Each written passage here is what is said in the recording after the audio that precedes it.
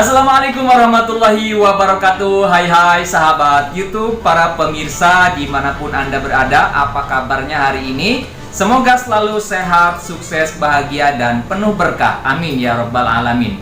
Baik, kembali lagi kita di channel pengacara santuy official bersama advokat Bung One, dimana pada video kali ini kita akan kembali membahas konsultasi dari sahabat subscriber yang berkaitan dengan offer kredit rumah bersubsidi. Ada pertanyaan dari sahabat subscriber, seperti ini pertanyaannya.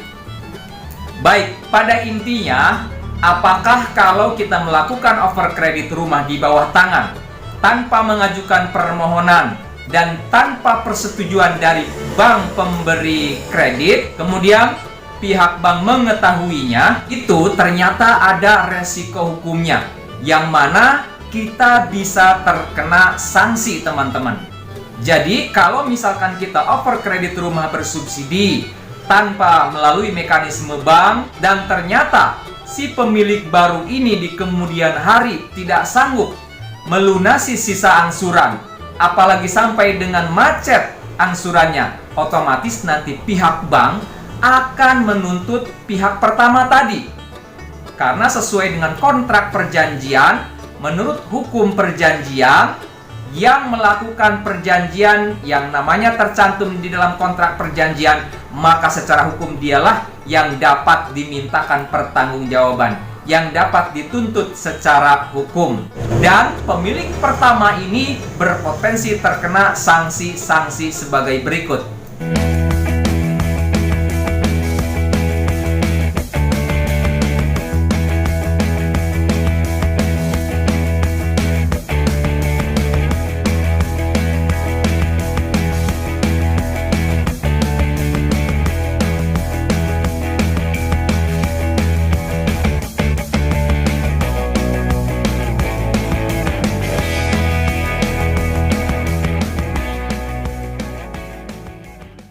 Yang pertama adalah pencabutan subsidi.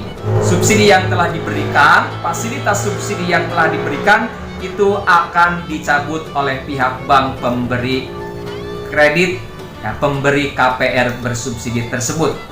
Nah, kemudian sanksi berikutnya dapat dilakukan penyitaan. Artinya pihak bank memiliki hak untuk melakukan penyitaan terhadap rumah yang mana cicilannya tersebut sampai macet. Bahkan pihak bank dapat melakukan pelelangan. Kemudian sanksi berikutnya bisa juga terkena sanksi denda. Ya, sanksi denda tentu pihak bank yang akan mengukur, menganalisa berapa denda yang dapat dikenakan kepada si pemilik rumah subsidi yang mengoper kreditkan, mengalihkan kredit tersebut secara di bawah tangan. Jadi, pada intinya dapat berpotensi terkena sanksi denda. Kemudian selanjutnya dapat terkena sanksi blacklist BI checking, di mana ini akan mempengaruhi nama baik kita, histori perbankan kita di BI checking. Yaitu akan berpengaruh ketika kita misalkan mengajukan kredit kepada bank lain, itu nanti akan berpengaruh karena kita memiliki histori BI checking yang cacat. Nah, itu juga dapat berpotensi terkena sanksi blacklist BI checking. Kemudian sanksi selanjutnya bisa digugat secara perdata. Pihak bank dapat saja melakukan gugatan atau menggugat pemilik pertama tadi yang mengoper alihkan rumah subsidi secara di bawah tangan.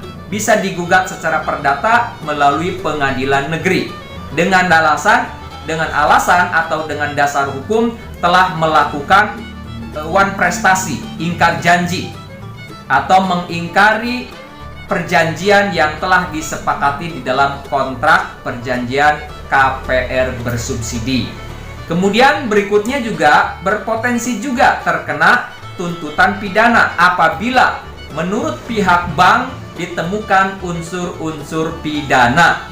Nah, itu adalah beberapa sanksi yang dapat dikenakan kepada pemilik rumah subsidi yang mengalihkan KPR bersubsidi tersebut kepada pihak lain tanpa melalui mekanisme bank, tanpa sepengetahuan pihak bank.